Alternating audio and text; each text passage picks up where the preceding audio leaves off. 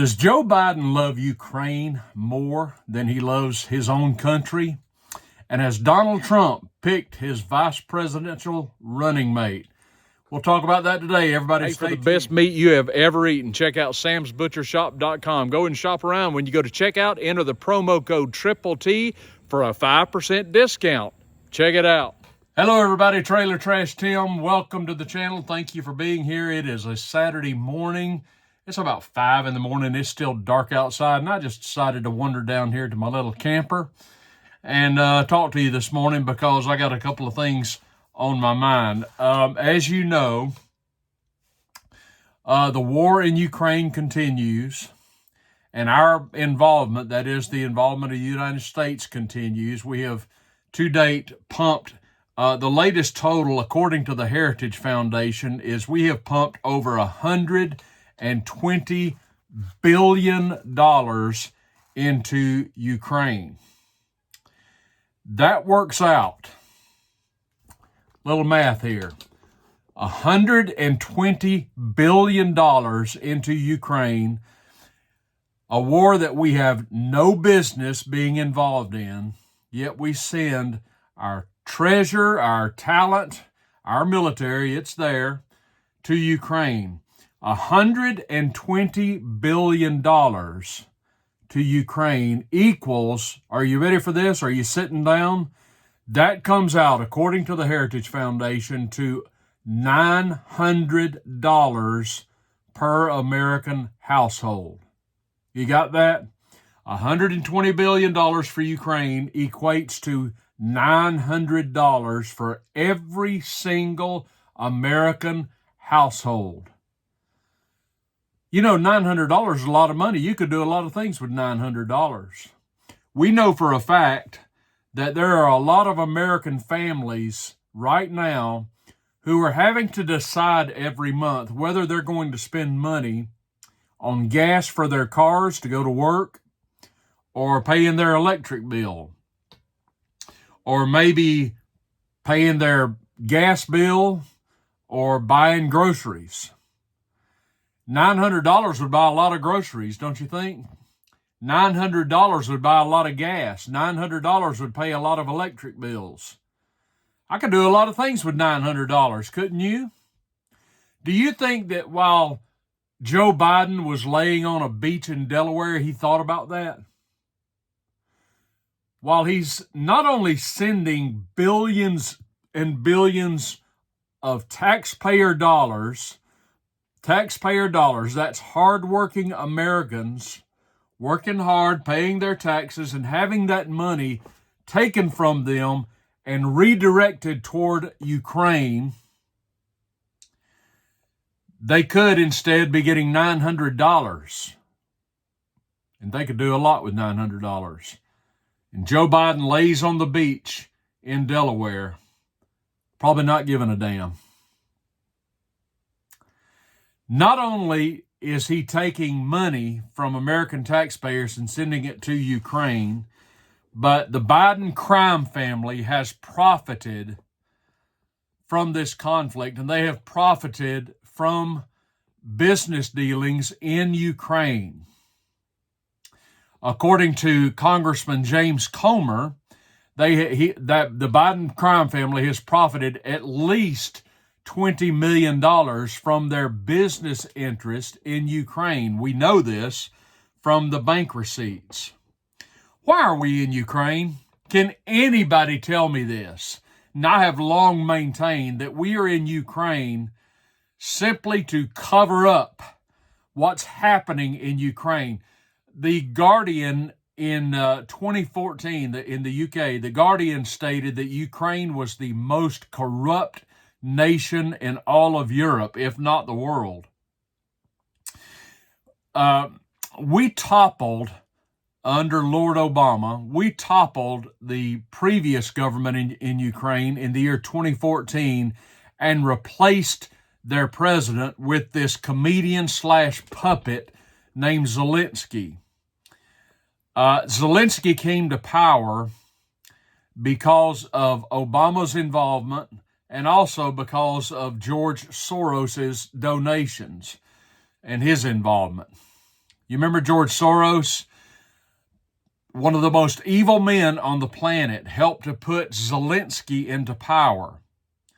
Now, when you've got Obama backing Zelensky, you've got Soros backing Zelensky, you've got Biden backing Zelensky, you've got Pelosi and Kamala, cackling Cammy, backing Zelensky and displaying the Ukrainian flag in all of Congress, you have to ask yourself, why would any rational, sane American support the war in Ukraine?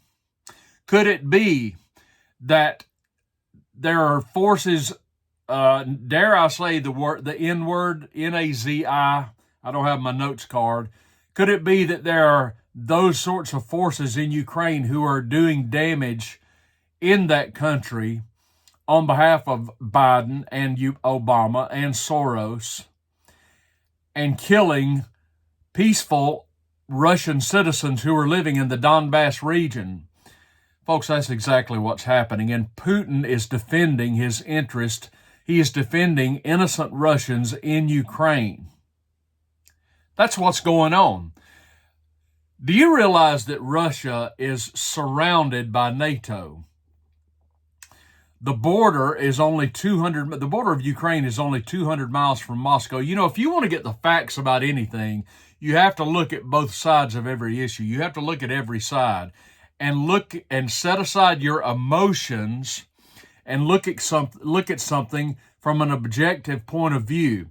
If America was surrounded on our borders by China or Russia, we would be a little alarmed and we would think we need to do something about this. But to objectively look at the situation in Ukraine, we have to look at things from the Russian point of view. The NATO encroachment continues against them. And here we have U.S.-backed forces and NATO-backed forces in Ukraine further encroaching on the sovereign territory of Russia. What would you do if you were Putin? You have to look at this thing from an objective point of view. Now, I'm going to tell you what is ultimately going to happen in Ukraine. And you can take this to the bank. Russia is going to win this war. That is going to happen. It is simply a matter of time. It may be weeks, it may be months. Russia has the forces, they have the backing, they have the finances, they have the wherewithal, they have the resolve, they have the strategy. Ukraine is not going to prevail in this war despite American and NATO interference. They're going to lose. It is simply a matter of time. Ask Colonel Douglas McGregor. He can tell you. Russia is going to win this war, which begs the question, if Russia is going to win the war, why then would we continue to pump billions of American taxpayer dollars into a losing effort? That makes no sense whatsoever.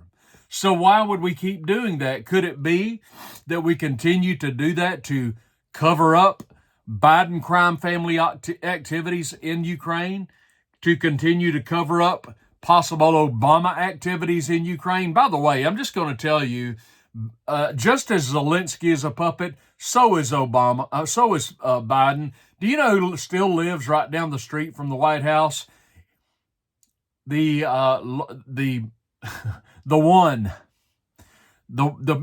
that Biden said of this black man, this African American, whatever you want to call him, this is a good, clean man. He's clean. He's not like other blacks. He's clean, Biden said.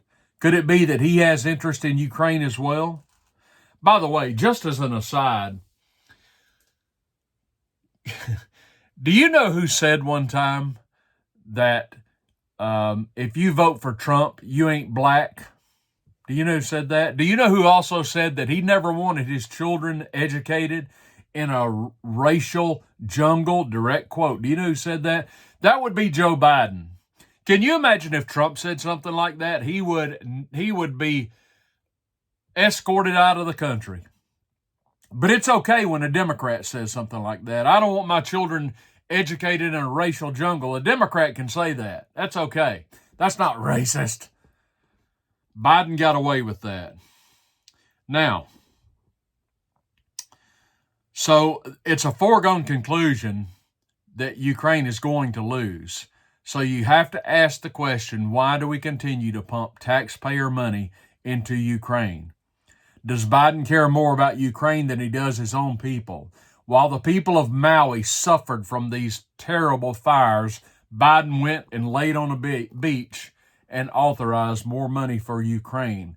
I bet the people in Maui could have used $900. I bet they could. All right, let's turn the page. Last night in South Dakota, Donald Trump had a big rally at Mount Rushmore. And this is fairly typical, I suppose you could say. The lines of thousands of people began to form at 1:30 in the afternoon around the venue. What's interesting to that about that to me is that it was a ticketed event.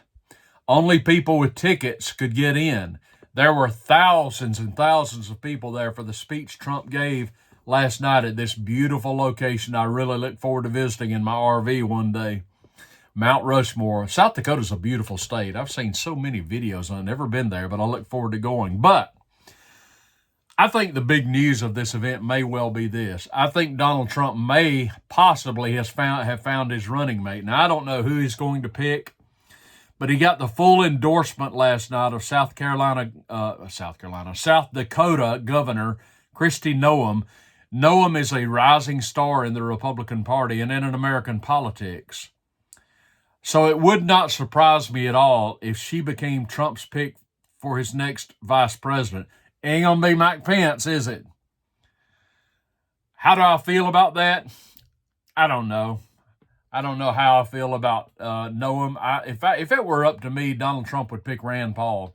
He would pick at least Rand Paul to be his chief of staff. Then we could get some good people in positions of authority in the administration, in the cabinet and whatnot. I doubt he's going to do that, but I think Noem is probably at least very high on his list. A lot of prognosticators are saying she is definitely on the short list. So it could be a Trump-Noem ticket. I don't know. But as you go out today on this Saturday, I want you to ask yourself this. Who does Biden love more? Ukraine or America? Does he care more about the Ukrainian people, or does he care about the American people, the people he's supposed to be caring about? Or in the final analysis, does he really just care about himself more than anybody else and covering up his crimes in Ukraine and in America? Well, that's it. I thank all of you for joining me today. Please give this video a thumbs up down below. I would really appreciate that. Subscribe to the channel if you have not yet done so. Give me your comments down below. I really want to hear what you have to say. All the relevant contact information is down below, emails, all that. Hey, how do you like the new graphics up top? The Trailer Trash Tim graphics, pretty cool, right? Yeah, we're going to be seeing more of that and some other stuff coming down the pike fairly soon. Have a great Saturday, everybody. This is Trailer Trash Tim. Everybody take care. I love you guys, and I will see you tomorrow.